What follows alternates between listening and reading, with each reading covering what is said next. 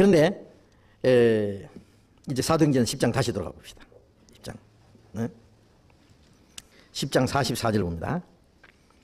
베드로가 이 말할 때에 성령이 말씀 듣는 모든 사람에게 내려오시니 베드로와 함께 온 할례 받은 신자들이 이방인들에게도 성령 부어주심을 인하여 놀라니 이는 방언을 말하며 하나님 높임을 들음이라.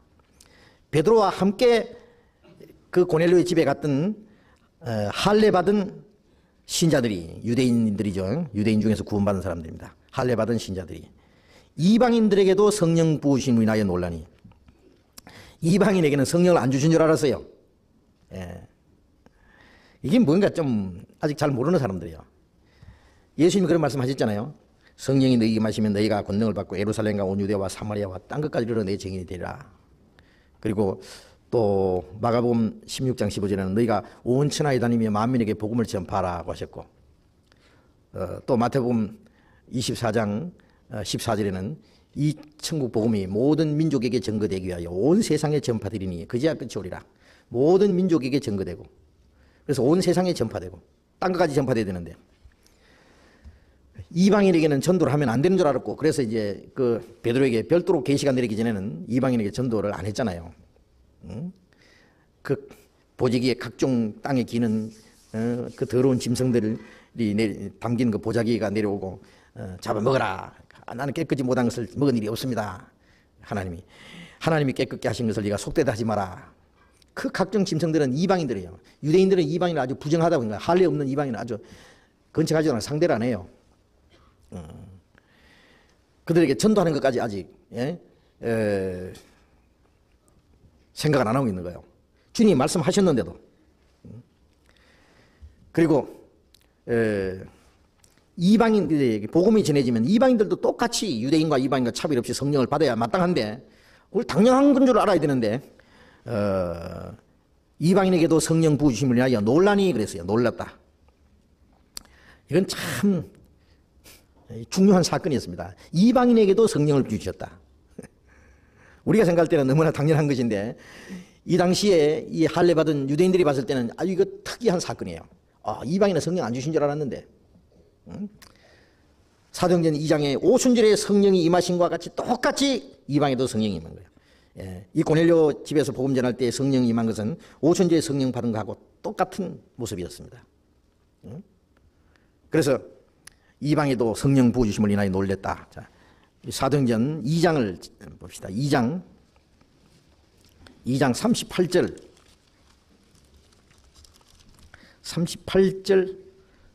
39절 같이 읽어봅시다.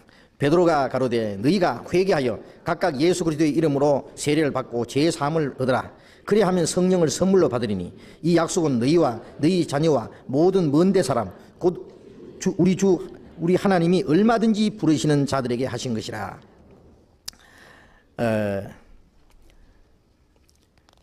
오순절에 성령이 임하신 이후에 베드로가 그 예수님을 십자가 못 박아 죽인 유대인들에게 담대히 복음 전했잖아요. 예루살렘에서. 그래서 베드로가 말하기를 회개하여 각각 예수 그리스도의 이름으로 세례를 받고 죄 사함을 받으라. 그리하면 성령을 선물로 받으리니. 믿고 회개하는 게 믿는 거예요. 유대인들은 자기들이 십자가 못 박아 죽인 예수가 그리스도라는 것을 믿는 것이 회개입니다. 회개하고 예수님의 이름으로 세례를 받고, 믿는 사람은 세례를 받도록 돼 있죠. 그 다음 죄 사함 받으라. 그러면 성령을 선물로 받으리니. 이것도 따로따로 생각하면 안 돼요. 믿고 세례 받고 세례 받아야 죄 사함 받고 그 다음에 성령을 선물로 받는다. 그런 게 아니고, 믿고 세례 받는 것은 이거는 시간적으로 차이가 있을지라도 똑같은 의미입니다. 믿는 것은 예수님 십자가 죽으심으로 내 죄가 사해졌고 부활하심으로 새 생명을 줬다는 거거든요. 그게 물과 성령으로 거듭나는 거예요. 예수님이 십자가 죽으심과 부활, 속죄와 새 생명, 그 두 가지를 믿는 거거든요. 그럼 세례는 뭐냐? 마음에 이루어진 것을 하나님과 사람 앞에서 밖으로 그걸 신앙 고백하는 거예요. 나타내 보이는 거예요. 우리가 결혼식 하는 것도요. 결혼식 하기 전에 두 사람이 결혼이 됐어요. 마음이 하나가 됐다요. 같이 평생 같이 살기로 하기로 마음에 약속이 됐어요. 그게 결혼이에요. 결혼식이라고 하는 것은 이미 그 사람들이 두 사람이 서로 사랑하고 평생을 함께 살기로 약속한 것을 많은 사람 앞에 공포하는 거잖아요. 하나님과 사람 앞에서 공포하는 거잖아요. 이 세례라는 것도 마음에 이미 믿어진 거, 예수님으로 말미암아 죄 사함 받고 주님이 부활하심으로 새 생명 주셔서 구원해 주셨다는 사실을 믿는 사람들이 하나님과 사람 앞에서 물로 세례 받을 때 물로 세례잖아요. 물로 받는 겁니다. 방법은. 그럼 방법은 어떻게 되냐? 물 속에 완전히 잠기는 거예요. 그래 침례라 그래요. 침수 세례를 합니다. 그래서 물 속에 완전히 잠길 때는 예수님과 함께 죽었고 장사됐다. 물에서 올라올 때는 주님과 함께 다시 살아났다. 그걸 마음이 이루어진 것을 하나님과 사람 앞에 표하는 거예요. 마음이 결혼이 되지 않았는데 결혼식 하는 것은 그 가짜입니다. 요새 가짜 결혼식 하는 사람이 있다 그러잖아요. 미국에서. 미국 시민권을 따기 위해서 형식적으로 위장 결혼하는 사람이 있어요. 뭐 미국에는 돈만 몇 푼 주면은요, 한 5초 만에 결혼식 끝나요. 두 사람 결혼했다는 걸 선포합니다. 그러고 이제 그러면 갚으면 돼요. 돈 몇 푼 받고. 그래서 이제 미국에 가면 어떤 가면 결혼하고 가세요, 결혼하고 가세요 그런 데가 있대요. 아주 결혼식을 전문적으로 해주는 데가 있어요. 돈 몇 푼만 주면 결혼식 딱 해줘요. 도장 탁 찍어줘요. 그럼 결혼식했다고. 그 가짜죠. 그런데 이제 그럼 이제 뭐 가짜를 했기 때문에 그런 식만 하고는 두 사람 헤어져 버려요. 그런 식으로 구원받지 않고 침례받는 것은 꼭 같아요. 졸업 안 하고 졸업장 받는 거나 다 같아요. 가짜예요. 그건 아무 소용이 없는 거예요. 그래서 마음이 이루어진 것을 밖으로 행하는. 그래서 믿고 세례 받는 것은 이거는 시간적으로 차이가 있어도 어떤 사람은 믿고 당장 세례 받는 사람이 있냐면 어떤 사람은 믿고 1년 후에 아니면 3년 후에 침례 받을 시간이 없어가지고 조금 빨리 받을수록 좋지만 뭐 큰 문제는 없어요. 그러나 내용은 같아요. 마음에는 이미 믿고 그 내적인 세례는 이루어졌기 때문에. 그 다음에 죄 사함 받고 성령을 받는 것도 이것도 따로따로 구별하면 안 됩니다. 믿고 세례 받는 것을 구별할 수가 없는 것처럼 죄 사함을 얻으라 그리 하면 성령을 선물로 받으리니 죄 사함 받고 한참 있다가 성령을 선물로 받는 게 아니에요.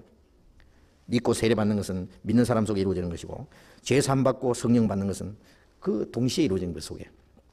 그런데 이 죄 사함 받는 사람에게 성령을 선물로 받는다는 이 약속은 너희와 너희 자녀와 모든 먼데 사람, 너희와 너희 자녀, 이스라엘 백성들을 가르칩니다. 너희와 너희 자자손손, 너희 자손과 모든 먼데 사람, 이방인입니다. 주 우리 하나님이 얼마든지 부르시는 자들에게 하신 것이다. 얼마든지 부르시는 자들, 부름을 받는 사람들, 그 믿는 사람들이죠. 그 사람들에게 주시기로 약속된 것이다. 베드로가 성령으로 말미암아 이렇게 이미 설교를 했어요. 그런데 베드로도 자기가 설교해놓고 잊어버렸는지, 그 다음에 여기 말씀을 들은 사람들도 듣긴 들었는데 잊어버렸는지, 주님이 하신 말씀이나 베드로가 처음 오순절에 설교했던 것이 이것이 바로 그것이 이것이구나 알아야 되는데, 이방인들에게도 성령 부어주심을 인하여 놀라니, 이방인의 성령 받는 이건 처음 사건이기 때문에 놀라기는 놀랄 거예요. 그러나 놀랄 필요 없어요. 그건 너무나 당연한 것인데. 11장 사도행전 11장 15절 내가 말을 시작할 때에 성령이 저희에게 임하시기를 처음 우리에게 하신 것과 같이 하는지라. 내가 말을 시작할 때에 성령이 저희에게 임하시기를 처음 우리에게 하신 것과, 처음 우리에게라는 것은 유대인들에게 하신 것 같이 하는지라. 처음 오순절에 성령이 임하신 것과 똑같이 이방에도 성령이 임하셨다 그래요. 그런데 성령을 부어주심을 위하여 논란이 그랬어요. 우리가 사도행전 8장에 보면은 사마리아에도 하나님 말씀 받았다 함을 듣고 베드로와 요한을 사마리아에 내려보냈습니다. 보내가지고 그 믿는 사람들에게 안수를 했어요. 안수를 하니까 성령을 받는지라. 시몬이라는 사람이 사도들이 안수함으로 성령 받는 것을 보고 돈을 가져와서 나도 누구에게든지 안수하는 사람에게 성령을 받게 해주소서 그랬죠. 자, 여기서 여기는 이제 안수하는 일도 없어요. 사도행전 8장에는 베드로와 요한이 가서 이미 빌립이라는 집사가 사마리아에 가서 복음을 전했어요. 복음을 듣고 구원받은 사람에게 가서 안수를 했어요. 안수를 하니까 성령이 그들에게 임하시는 걸 시몬이라는 사람이 봤다 그랬어요. 어떻게 성령 받는 것을 볼 수 있느냐고요. 이 사람들도 보았기 때문에 놀랐어요. 이방인들에게도 성령 부어주심이 나여 놀라니. 그럼 여기서 우리가 한번 생각합시다. 우리가 이제 전도 집회를 하든지 이제 상담을 하든지 쭉 이제 말씀 전하다가 복음을 탁 전합니다. 근데 그 사람이 복음을 탁 듣고 구원 받잖아요. 예? 구원 받을 때 그 사람이 성령 받는 것을 알 수 있어요, 없어요? 보여요, 안 보여요? 안 보여요. 성령 받는지 안 받는지 몰라요. 사실은요, 구원 받는지 안 받는지도 확실히 모릅니다. 구원 받았다고 확실히 간증하면은요, 속으로 한 50%, 아주 확실하면 한 70%. 그럼 50% 구원 따로 있고 70% 구원 받는 게 따로 있다는 말이 아니고, 구원 받고 안 받는 것은 아주 100%겠죠. 100% 받았든지 안 받았든지 확실하겠지만은 다른 사람이 봤을 때는 정말 받았는지 안 받았는지 조금 두고 봐야 돼요. 예? 어떤 사람은 막 구원 받았다고 막 팔짝팔짝 뛰고 그래도요, 조금 지나고 보면 아니에요. 언제 그랬는가 싶게 싹 돌아가요, 세상으로. 예. 그럼 구원 받았다가 사라졌느냐? 아니, 처음부터 아니에요. 새카맣게 없어지는 사람이 있어요. 그 사람은 감정으로 팔짝팔짝 뛴 거예요, 그냥. 응? 그 다음에 어떤 사람은요, 구원 받았다 하는 거 보면은 조금 그 이상한 것 같아요. 좀 그렇게 기뻐하는 모습도 없고 그냥 예, 확실히 믿어집니다. 이런 식으로 이제 간증하라 그러면은 뭐 알맹이는 빼놓고 그냥 이상하게 간증하고. 그래서 어떤 사람은 저 사람 간증대로 보이면 아닌 것 같다 하고 속독속독 하는데, 근데 그 사람 보면 꾸준히 말씀 배우는데 나중에 보면 확실한 사람이 있어요. 저도 그런 사람 많이 봤어요. 예, 그 사람 말을 잘못해서 그렇지 이미 확실히 깨달은 사람이에요. 예, 깨달은 사람이에요. 그래서 그 야고보서 2장을 우리가 볼 때, 배울 때 말이에요. 예? 네 믿음이 있으면은 그 믿음을 행함으로 보이라. 그런 말씀 있잖아요. 예. 행함이 없는 믿음이 자기를 구원하느냐? 죽은 거 아니냐? 뭐 이런 게 나오는 게 뭐냐면요. 구원을 받았으면은 하나님이 아시지만은 사람이 아는 데는 그 행함으로 나타나야 돼요. 예? 그래서 구원을 받았는지 안 받았는지도 100% 이쪽에서 확실히 우리가 어떤 사람 전도했을 때, 야, 오늘 이번에 몇 사람 받았습니다. 10명 받았습니다. 30명 받았습니다. 이번에 몇백 명 받았을 겁니다. 하지만은 하나님 보실 때는 차이가 있을 수도 있어요. 네, 그 중에 몇 명은 진짜 확실하고 몇 명이 아닐 수도 있어요. 그런데 우리는 잘 몰라요. 예, 그 시간이 지나봐야 알아요. 예. 그런데 구원을 받는지 안 받는지 우리가 100% 확실히 모르는 것처럼 성령을 받았는지 안 받았는지 우리 잘 모릅니다. 성령 받았다는 말이나 구원 받았다는 말이나 같은 거니까. 예. 근데 여기서는 성령 부어 주심을 인하여 논란이 그랬고 성령 임하는 것을 보고 그랬어요. 자, 어떻게 그걸 당장에 알 수 있느냐 그때. 이것은 하나의 기적으로 나타난 거예요. 여기는 동시에 성령이 임할 때는 어디에 임하느냐? 우리 영에 임하십니다. 그래서 로마서 8장 6절에 성령이 친히 우리 영으로 더불어 우리가 하나님의 자인 걸 증거하시나니, 성령이 오실 때는 어디 오세요? 어떤 사람 말하기로 성령이 몸에 오시면 몸이 막 떨린대요. 그 다음에 마음에 오시면 어떻게 해요? 마음 떨려요? 우리가 이제 데살로니가전서 5장에 보면은 육과 혼과 영, 혼, 몸 세 가지가 있잖아요. 이 육체가 있고 속에 마음, 생각, 정신, 그 속에 영이 있어요. 그런데 성령이 어디 오시면 영에 오십니다. 영에. 성령이 영에 오시는데 내 영과 하나님의 영이 연결되는 것이 구원이에요. 그래서 허물과 죄로 죽었던 영이 살아나는 거예요. 구원받지 못한 사람은 영이 하나님과 끊어져 있어요. 이렇게 전선이 끊어져 있듯이 탁 연결될 때 전기가 오듯이요. 성령이 내 영과 영에 오세요. 예? 그래서 고린도전서 6장 17절에 보면은 주와 합한 자는 한 영이라. 주와 합한 자는 한 영이라. 한 영이에요. 주님이 내 안에, 내가 주님 안에. 이걸 분리시킬 수 없어요. 쇠를 불 속에다 집어넣으면, 용광수에 집어넣으면 빨갛게 되잖아요. 그죠? 이게 불이요, 쇠요. 용광수에 다 꺼냈다가 집어넣었다가 꺼내면 빨개요. 이 쇠덩어리가. 이 불이요, 쇠요. 예? 쇠요? 갖다 대면 막 타는데. 뭐요? 불이요, 쇠요. 참 되게 대답 못하네. 불쇠. 불쇠요, 불쇠. 쇠불. 불하고 쇠하고 하나 된 거예요. 처음에는 쇠가 불 속에 들어가고 불이 쇠 속에 들어와서 불과 쇠가 하나가 됐잖아요. 그처럼 주님이 내 안에, 내가 주님 안에, 주님과 하나가 됐어요. 이걸 분리시킬 수 없어요, 사실은. 한 영입니다, 한 영. 자, 그런데 성령이 우리 안에 영에 오셨는데, 그런데 이 성령이 오셨는지 안 오셨는지를 하나님께서 알게 해주실 필요가 있었어요. 사도행전 19장에 보면은 너희가 믿을 때 성령을 받았느냐 그러니까 성령이 있음을 듣지도 못했다. 성령이 있었느냐 그런 거예요. 뭘 받았느냐 그런 거예요. 요한의 세례 받았다. 이 사람 아직 구원 못 받은 사람들이에요. 그래서 복음을 쭉 전해서 바울 사도가 이제 복음을 전해서 그 사람들이 믿고 구원을 받고 세례를 받았어요. 다시 세례 받았어요. 요한의 세례 받고 또 다시 받. 그 다음에 안수하니까 성령이 그들에게 임하심으로 방언도 하고 예언도 하니 12사람쯤 되니라. 그래서 에베소 교회가 12사람으로 시작이 됐어요. 구원받은 사람. 그래서 성령이 있음을 듣지도 못한 사람들에게 성령이 계신다는 걸 가르쳐줘야 돼요. 그런데 보이지도 않는 성령을 어떻게 설명하느냐? 설명 가지고는 참 어렵죠. 그래서 이적으로 그걸 보여줘야 돼요. 이적으로. 그 이적으로 보여주시는 것이 여기도 했잖아요. 46절에 이는 방언을 말하며 하나님 높임을 들음이라. 방언, 성령이 임하신 것을 이적으로 눈에 보이는 표적으로 보여주시는 하나의 가벼운 표적입니다. 아주 가벼운 작은 표적이 방언입니다. 방언. 방언으로 보여준 거예요. 방언을 말하며 하나님 높임을 들음이라.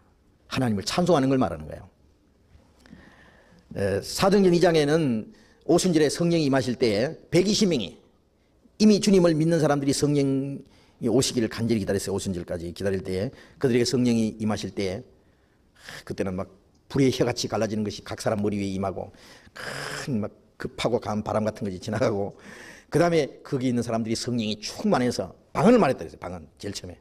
근데 사도행전 2장에 나타나는 방언은 알아들을 수 있는 방언이었어요. 예? 다 갈릴리 사람들인데 오순절에 모였던 그 각 지방에 모인 사람들은요, 로마에서 갑바디고에서 그 여러 지방에서 말이죠 모였어요. 그런데 이상하게 말하는 사람들은 전부 유대인들인데 자기들 지방 방언으로 전부 들리는 거예요. 알아듣지 못, 자기들끼리는 서로 알아듣지 못하는 방언이죠. 근데 전부 자기 나라 방언으로 들리는 거예요. 자기 지방 방언으로. 이상하다. 이게 무슨 일이냐? 창세기 11장에 그 언어가 나눠졌잖아요. 바벨탑을 쌓을 때. 그것도 기적이었어요. 알아듣지 못하게 했어요. 그래서 알아듣지 못하게 하는 여러 가지 방언이 나눠졌어요. 그런데 이번에는 또 한 가지 기적이 여러 가지 방언을 말하는데 알아들을 수 있는 방언이에요. 그 사람들은 배운 일도 없는데 여러 가지 방언을 했어요. 하나님의 말씀을 들을 수 있는 방언으로. 그 기적입니다. 그런데 이 사도행전 10장에 나타난 이 방언은 알아들을 수 없는 방언이었어요. 그것도 기적이었습니다. 예. 이 사람들은 왜 그러냐? 오순절에 120명이 성령 받은 사람들은 그 사람들이 전부 말씀을 전해야 될 필요가 있었어요. 그런데 여기는 베드로가 한번 설교를 했으면 됐지. 거기에 있는 사람들이 구원받은 사람들이 당장 그 시간에 말씀을 전할 필요는 있는 게 아니에요. 다만 성령이 이방에게도 임하셨다는 사실만 증거하면 돼요. 그 증거를 보여주기 위해서 방언을 말하며 하나님 높임을 들음이라. 제가 구원받고 나서 몇 년 후에 방언을 한 일이 있었는데요. 제일 처음 방언할 때 찬송이 나왔어요. 방언하려고 안 했어요. 근데 곡은 새벽부터 우리 사랑함으로써 저녁까지 시를 부려봅시다. 그 곡이고 가사는 뭔지 모르겠어요. 이거 소리말도 아니고 중국말도 아니고 영어도 아니고. 근데 참 듣기 좋은. 그래서 한번 또 해봤으면 좋겠는데 이제 안 돼요. 아주 경쾌해요. 가사는 무슨 말인지는 모르는데 그게 찬송입니다. 완전히 하나님 찬송하는. 예? 또 이제 새벽부터 우리 사랑함으로써 그 찬송도 되지만은요. 오랫동안 모든 죄 가운데 빠져 더럽기가 한량 없던 우리들 아무 공로 없이 구원함을 얻어 하나님의 자녀 지금 되었네. 주의 그 사랑 한량 없도다. 찬송할지어다. 예수의 공로. 그 곡입니다. 그 하나님의 은혜를 찬송하는. 예? 그 가사는 모르지만은요. 이제 나도 기뻐요. 그리고 이제 그게 나오고 나서 이제 계속 한참 동안 기도를 했는데요. 그런데 몇 분 있다가 이제 없어졌어요. 그런데 이 방언으로 기도하고 방언으로 찬송합니다. 네. 그래서 영으로 기도하고 영으로 찬송한다 그런 말도 있는데 고린도전서 14장을 잠깐 찾아봅시다.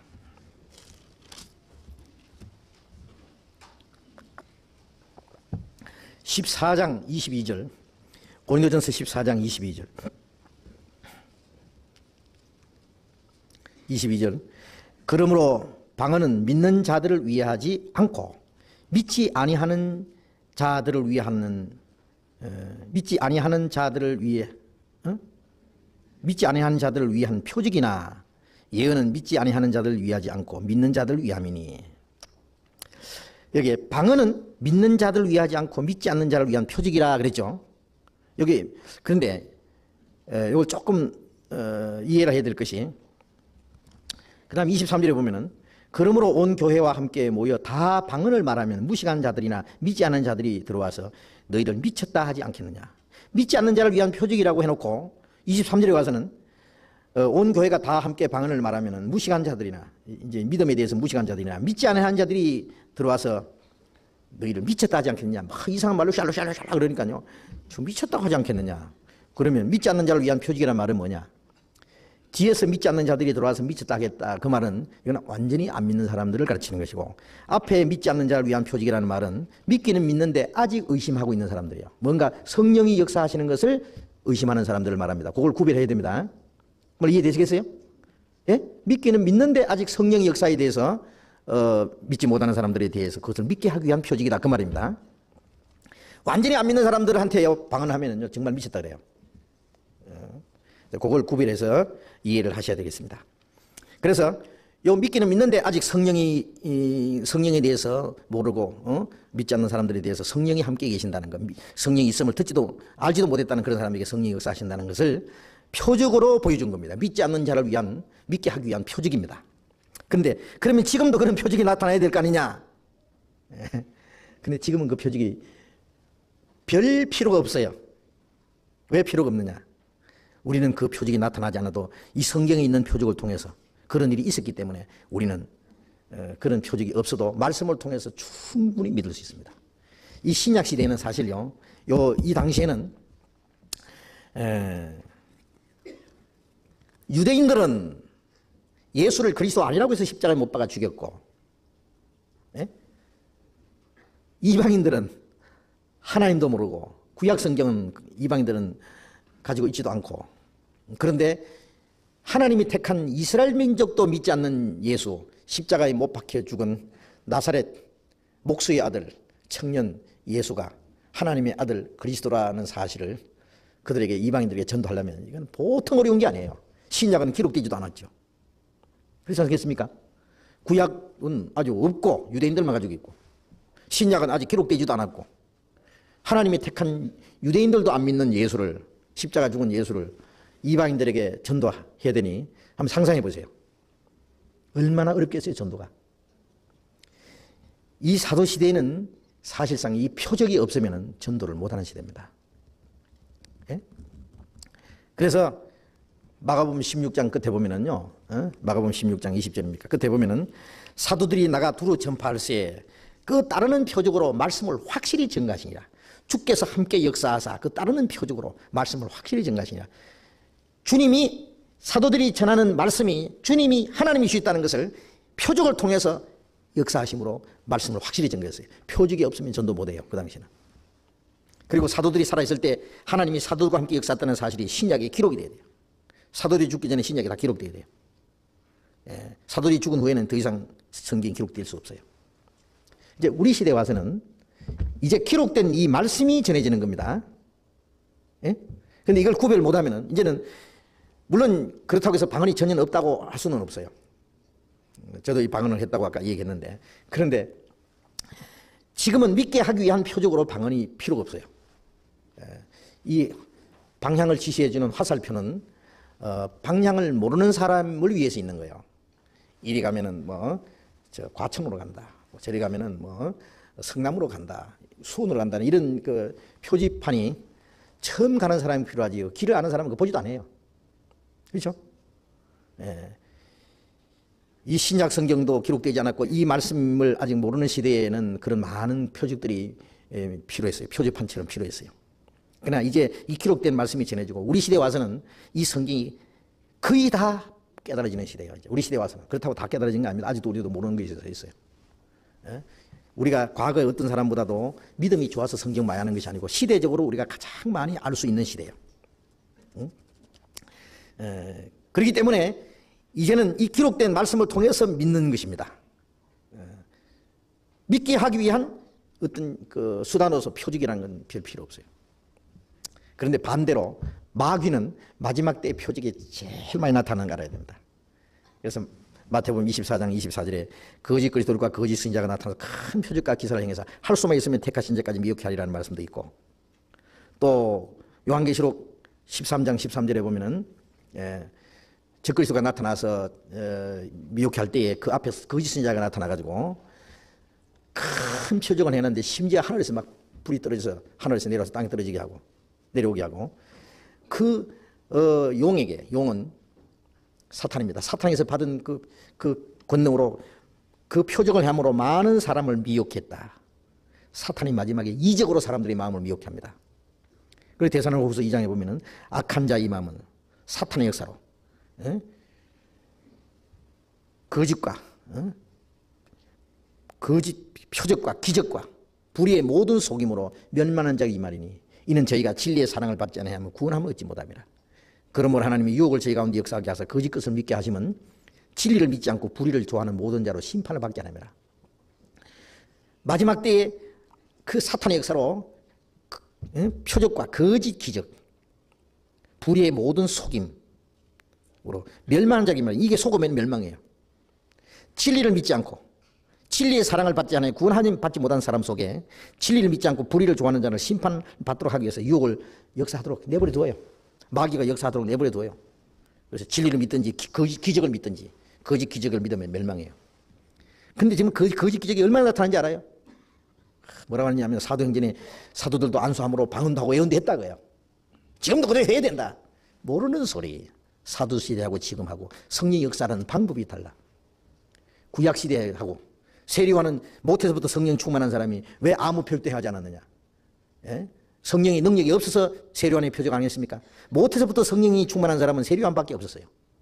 그런데 요한복음 10장에 보면은 세리와는 아무런 표적도 행하지 않았다. 이 사람에 대하여 말한 것은 다 참이라. 그래서 많은 사람이 믿더라. 세리와는 아무 표적도 행하지 않았지만은 예수님을 정확하게 증거했고 많은 사람이 그로 인해서 믿었어요.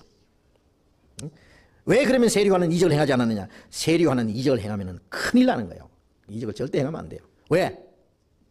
세례 요한은 하나님을 증거하러 온 사람이 아니라 그리스도를 증거하러 온 사람이에요. 왜? 이미 구약시대의 많은 이적을 통해서 이스라엘 백성들이 하나님을 믿게 했어요. 이적을 통해서 하나님을 믿게 하고 선지자를 통해서 그리스도를 보내신다는 약속을 했어요. 이적을 통해서 하나님 믿고 말씀을 통해서 그리스도를 믿어야 돼요. 그러면 세례 요한은 하나님을 증거하러 왔다면 이적을 행해야 돼요. 그러나 세례 요한은 이미 이적을 통해서 하나님을 믿는 유대인들에게 말씀대로 그리스도가 바로 이분이다. 그걸 증거하러 온 사람이기 때문에 세례 요한은 이적을 행하면 안 됩니다. 그 말 아시겠어요? 자, 이걸 구별 못하면은 아무 때나 이적 행했으니까 해야 된다. 그러면 엘리야가 하늘에서 불이 떨어지게 했으니까 지금도 우리도 하늘 불이 떨어지게 해야 되겠네 그러면. 예? 베드로가 안수했으니까 안수해서 방언도 하고 예언도 하고 바울도 그랬으니까 우리도 해야 된다. 지가 베드로요 바울이요. 그러면 베드로 바울은 성경 썼으니까 지금도 성경 써야 되겠네 그럼 자기가. 이거는 시대적으로 역사하시는 하나님의 그 섭리라든지 시대적으로 하나님의 역사가 나타나는 목적과 방법이 다 달라요. 그걸 혼돈하면 그때도 했으니까 지금도 해야 된다. 그게 성경적인 것지만 사탄의 역사라는 걸 알아야 됩니다. 약간만 변질되면 사탄의 역사가 나타납니다. 그건 거의 속임수예요. 지금은 표적을 보고 믿는 시대가 아니에요. 표적을 보고 믿으면 거의 마귀에게 넘어가요. 성령으로 나타나는 표적은 말씀을 믿게 하기 위한 수단으로 표적이 나타나고 사탄의 역사로 나타나는 표적은 말씀을 못 믿게 하기 위한 목적으로 이적이 나타나요. 그래서 이적으로 딱 미혹되면 말씀 아무리 얘기해도 안 듣습니다. 이미 미혹이 딱 들어가 있어요. 그래서 이런 말씀을 배울 때요 구분을 딱 해야 됩니다. 이걸 딱 하면은 뭐 옆에서 안수해서 죽었던 사람이 뻘떡 살아나도 놀랄 필요 없어요. 말씀 딱 비춰봐서 성령적인지 아닌지 그걸 딱 그거 분별해야 돼요. 성령과 다르면은 아무리 큰 표적이 나타나도 거짓이요. 하늘에서 불이 떨어진다고 했잖아요. 우상을 만들어 놓고 우상에다 생물을 해서 말을 시킨다는데 얼마나 놀라운 이적이요. 그래도 그건 사탄의 역사입니다. 그래 말씀으로 분별해야 되는데 문제는 말씀을 알아야만 분별을 하지. 된장 덩어리인지 무슨 덩어리인지 보기만 해서는 모르는데 찍어 먹어봐도 몰라. 잘못하면 비슷해. 그냥 입맛이 가면은 잘 몰라. 참 문제예요.